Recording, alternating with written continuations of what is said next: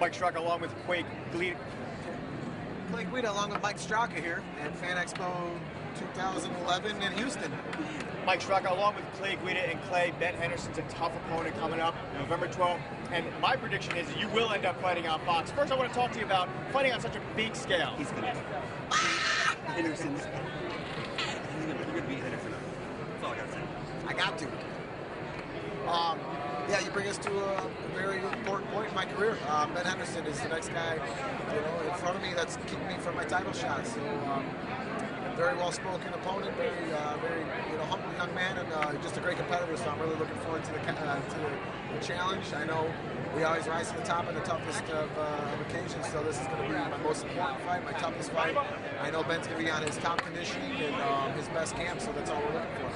The thing that impressed me about Ben Henderson, especially after coming off the Anthony Pettis loss at the last WEC, was he manhandled Bocek, and then he manhandled Jim Miller like I've never seen anybody manhandle Jim Miller. I've been following Jim Square since he was a Ring of Combat. Were you impressed with that performance against Jim? Oh, absolutely. I didn't count Ben out in that fight by one, by one token. You know what I mean? I thought it was going to be a great fight.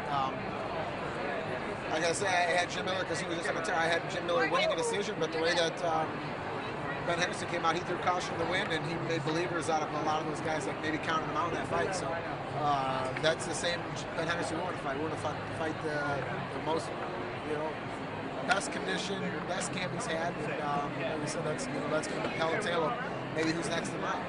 So a lot of guys at home may not know you're doing a lot of commercials these days. You got the Safe Auto commercial, and which they're hilarious spots. And I want to talk to you about that end of your career now, because you really have come really far from a guy who you appear in magazines and pictures. Now you're on national TV and commercials, and you're going to be on Fox. In my prediction, you're going to be on Fox on November 12th. I want to know, how do you feel about fighting in front of 8-10 million people possibly?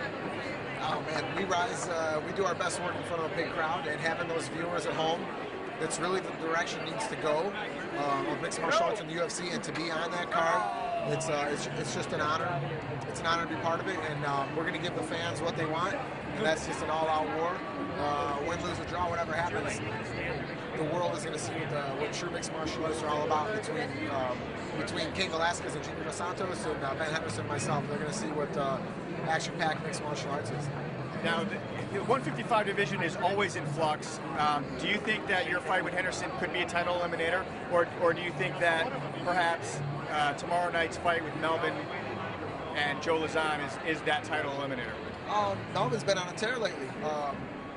He's my teammate, he's my friend. I hope the best for him. He's been running through people, so I think a very good win by him gets him right up there as well. I mean, obviously he's already up there, but a decisive win over Joe Lazan. And I think if I go out there and put on a great performance and don't leave it to the judges, the UFC can't deny me a shot. But you never know. It's one of those. You hope for the best, and the fans win in both of these cases. Well, you've been on a tear since the Rafael Dos Anjos fight in Oakland, where you broke his jaw with your shoulder, which was a pretty cool technique. What's been the difference in the last 12 months in your training and in your fight career? The difference in my training is, just my rededicating myself and just focusing on becoming a student of the game again, rededicating, becoming one of my trainers and my teammates and things like that, and finding the love for the sport again. Not that I lost it, but it's just sometimes you have to kind of look back, reassess your goals, and the reason I'm here is because I want that belt. I want to put on a show for the fans. I always want to have fun first, win, and everything else after that. Great. Clay Guida. Thanks, sir.